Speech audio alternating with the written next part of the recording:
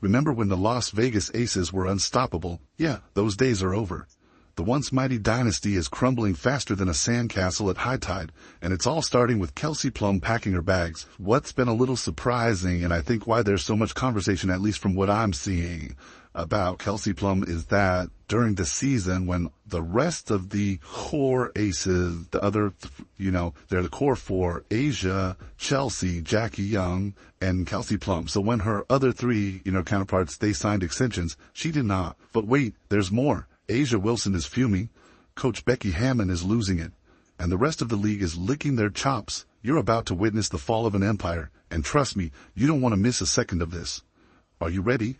Let's go. So you mentioned that she did not sign an extension, and former general manager Natalie Williams told me before she and the Aces parted ways that, Kelsey was offered an extension and declined. You know what's worse than losing a game? Losing your star player. And that's exactly what's happening to the Aces right now. Kelsey Plum, the sharpshooter who's been lighting up scoreboards, is eyeing the exit. But here's the thing. It's not just about basketball. There's something brewing in that locker room. And it's not team spirit. When it comes to somebody like Kelsey Plum, she's coming off a difficult personal year, and she's emphasized that she wants to take time for herself, which is why she said that she pulled out of Unrivaled. So we're not necessarily in the position to, with respect to what she said, to ask her directly, and that would be the best indicator here. But of course, you mentioned my reporting, I can pull and cite a few quotes that kind of imply that, the same way Satu said that she's working with the Dallas organization, that's been the implication that the Aces are working to find a situation where, quote unquote, everybody's happy, which is exactly what Becky Hammon said to me about a month ago. In regards to Plum's situation, let's break it down. Plum's stats last year are fire. We're talking 17.8 points per game and 4.2 assists. She's hitting 42% from the field and 36.8% from beyond the arc. On paper, she's a coach's dream. But in reality, it's more like a nightmare. Remember that heated exchange between Plum and Coach Hammond during the playoffs? Yeah, that wasn't just a one-time thing. It was like watching a pressure cooker explode. Hammond was fuming, calling out Plum's performance and the team's effort. And Plum, well, she wasn't exactly smiling and nodding. But wait, there's more. That playoff game against the New York Liberty. Plum scored a measly 6 points, shooting 2 for 9. Ouch. It's like she forgot how to play basketball overnight. Or maybe, just maybe, there's more to the story. But what I do think is interesting is that there is a team that will be coming to the league this year, the Golden State Valkyries, and a part of me just kind of feels like that might be a fresh start for Kelsey Plum if she does decide that she wants to move on from the Aces. To me, it gives them an opportunity to have a great perimeter scorer, which we know that Kelsey Plum is, but it also will add a little bit of familiarity for her because the new head coach was the former assistant coach in Las Vegas, and I think that that could also be something that plays well where you're getting a new environment and you're getting a new experience, but you're also still working with someone who knows you and knows you well, so you get a bit of the best of both worlds. Now let's talk about where Plum might be headed. The Golden State Valkyries are chomping at the bit, and they've got a cool $1.2 million in cap space to play with. They're not just looking for any player, they want a star to build their team around. And guess who fits that bill? But it gets even juicier. The Valkyries head coach, Natalie Nakase, used to be an assistant coach with the Aces. You know what that means? She and Plum have history. Good history, apparently. It's like a reunion tour waiting to happen. She and Natalie were really close. I remember the first conversation I had with Natalie Nakase, she was telling me that she spent the whole off-season doing Pilates with Kelsey Plum because Kelsey had roped her into it. And they were waking up at 6 a.m. together to go to these Pilates sessions. And I remember telling Natalie, that is something I would never do. I could never, wake up early. And she was like, well, you should, you should consider it. Kelsey has, changed my life by us doing that, and that's something small thing. It doesn't really go into any reporting or anything, but their relationship seems to be really strong. And so, I wouldn't be surprised if now you might be thinking, but what about the Aces? Surely they won't let her go that easily. Well, here's where it gets interesting. Plum didn't sign an extension with the team. And there are whispers, loud whispers, about a potential sign and trade deal. The Valkyries are in the mix, but so are the Chicago Sky. It's like a high-stakes game of musical chairs, and Plum's holding the best seat. That was actually the context of the quote that the Becky Hammon had given me, where she said, Kelsey is very core to this organization. She's very important. And so, we're giving her space to figure out what she needs. for herself, but we also want to make sure that we as an organization are in a good position. Remember when Asia Wilson was all about team first and loyalty? Well, those words are starting to sound pretty hollow right about now. The self-proclaimed queen of the aces is watching her kingdom crumble. And let me tell you, she's not taking it well. Picture this. It's the playoffs, tensions are high, and what does Asia do? She gets into a heated exchange with Kelsey Plum. Now, we've all had our moments, but questioning your teammates' commitment in the middle of a crucial series, that's a whole new level of yikes. I understand that there could be personal reasons, but you're coming from a top-notch organization in Vegas, and Joe Lacob as an owner for the Valkyries, he's setting them up nicely to begin. They're going to have the facilities, they're going to have all the things, but even if you just bring Kelsey Plum to the team that they have right now, as constructed, I don't think that would be enough, but wait, there's more. Asia's been venting her frustrations, and it's not just about Plum. She's calling out the entire team. We need to be better, she says. We can't just rely on one or two players to carry us.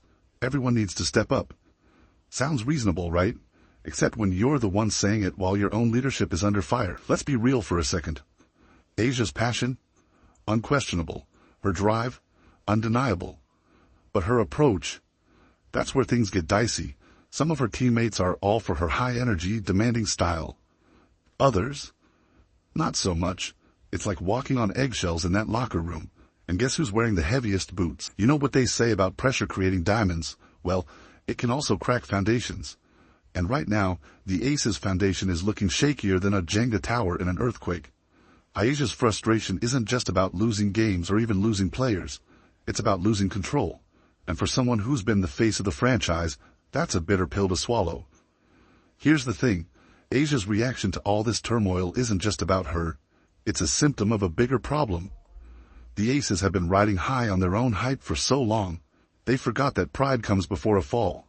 And boy, are they falling hard. To be able to get Kelsey Plum, and to your point, Callie, they have the cap space in the room to attract some really good free agents in this free agent period. So I'm not playing it past anybody to go for it immediately. But hold on to your seats, because this roller coaster isn't over yet. Coach Becky Hammond's been watching all this drama unfold, and she's about to drop a truth bomb that'll make Asia's meltdown look like a minor tantrum. And something else interesting to me is that the Aces seem like they have a lot of decisions to make, and they haven't replaced their GM. And I was reading, your reporting, and I saw all this we're making decisions by committee, which I found curious. How long is that going to go on for? You know that feeling when you're watching a car crash in slow motion? That's pretty much what's happening with the Las Vegas Aces right now. And Coach Becky Hammond is in the driver's seat, desperately trying to hit the brakes. Remember when Hammond was popping champagne and basking in championship glory? Well, those days are long gone. Now she's stuck playing referee to a team of divas who seem more interested in their Instagram followers than their free throw percentages. The whole league has been pissed off for the last 8 months, and my players are in commercials and this and that and being freaking celebrities, and you get distracted. Let's be real for a second. Hammond's not just mad, she's disappointed. And in the world of sports, that's like your mom telling you she expected better from you. It stings, doesn't it? But here's the kicker. Hammond's not wrong. She's watching her once cohesive team fall apart faster than a cheap pair of sneakers. You'd think winning a championship would bring a team closer together, right? Wrong. For the Aces, it seems like success has gone to their heads faster than you can say dynasty. And Hammond's not having it anymore. There is so much change facing this team. We talked about Nalin Nakaze leading the Golden State Valkyries, but then we also have Tyler Marsh gone to, take the helm at the Charlotte Sky. No general manager. I'm told that the assistant coaching staff might not even be complete. We might hear of another hire soon, which is, I'm trying to kind of navigate in my mind how that would look, because right now they already have 3 assistants. So a lot is changing, and they also only have 6 players under contract for this upcoming season. Here's the thing. Hammond's frustration isn't just about losing games. It's about losing the very soul of her team. She's watching players who once bled for the game now, more concerned with their brand deals and TV appearances.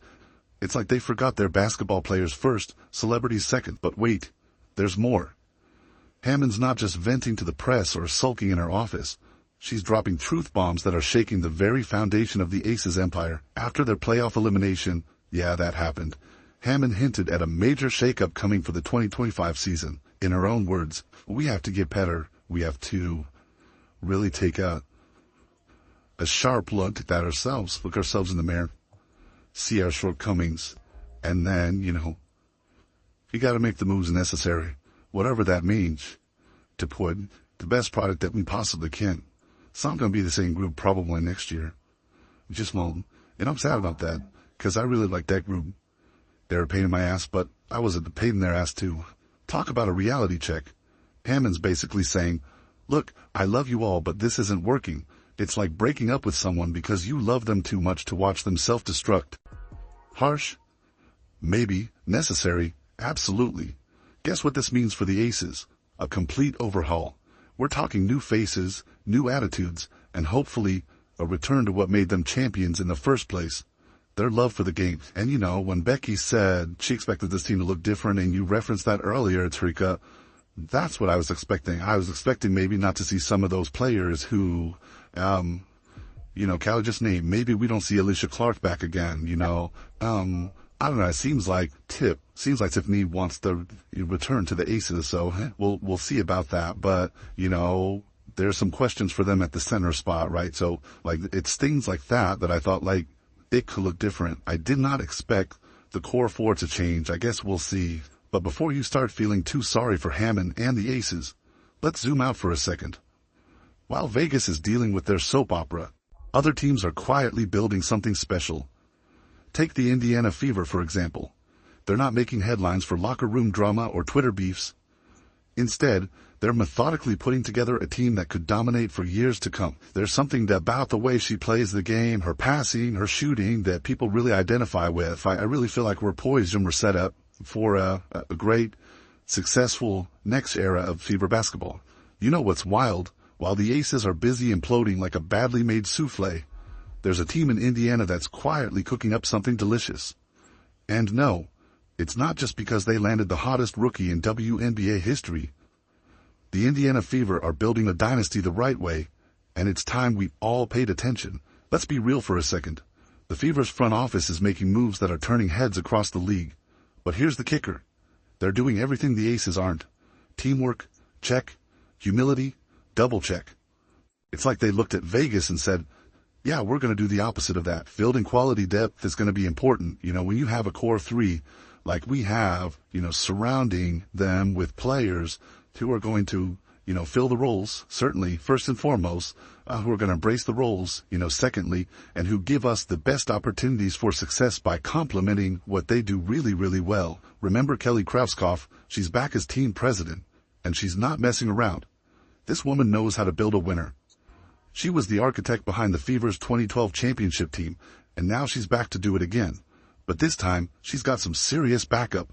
Enter Amber Cox as the new GM. She's got experience with the Connecticut Sun and Phoenix Mercury, two teams that know a thing or two about success. And let's not forget about Stephanie White returning as head coach. She led the Fever to the WNBA Finals in her first year as head coach back in 2015. Now she's back, older, wiser, and ready to take this team to the promised land. The future is so bright, and our ultimate goal is to hang another banner in the field house. And our ultimate goal is to come back in here after we win that championship and celebrate again like we did in 2012. So I just want to thank everybody for coming. But here's the thing. The Fever aren't just drafting talent. They're creating a culture around their superstar Caitlin Clark. And it's one that players actually want to be part of. No Twitter beefs, no locker room drama, just good old-fashioned basketball and teamwork. It's almost like they're running a professional sports organization or something. Crazy, right? Are you in a position where you can add some pieces? Yes, we are. We're definitely in a position, and I would think that if you are a smart basketball player and you watch the way she plays, you would want to play with her. And guess what? It's working. Players are buying in. The team is gelling. There's a buzz around the Fever that we haven't seen in years. It's like watching the early stages of a superhero team coming together. You just know something special is brewing. But the real question is this just good planning? Or is it the basketball gods' way of serving up some karma? While Asia Wilson is busy tweeting and Becky Hammond is trying to put out fires in Vegas, the Fever are quietly building an empire. It's like watching a masterclass in how to run a franchise. This is a place where players can come and get better and be surrounded by an organization that supports you, where they're going to have everything they need to be successful. Let's be real, folks. The Aces' downfall isn't just about losing a few players. It's about losing their soul. You know what they say, culture eats strategy for breakfast. And right now, the Aces culture looks about as appetizing as week-old Vegas buffet leftovers. But here's the thing. While the Aces are busy imploding, the Fever are quietly building something special. So, what's it gonna be? Are you Team Aces meltdown or Team Fever rising? Either way, the 2025 season's shaping up to be wilder than Asia Wilson's Twitter comment section.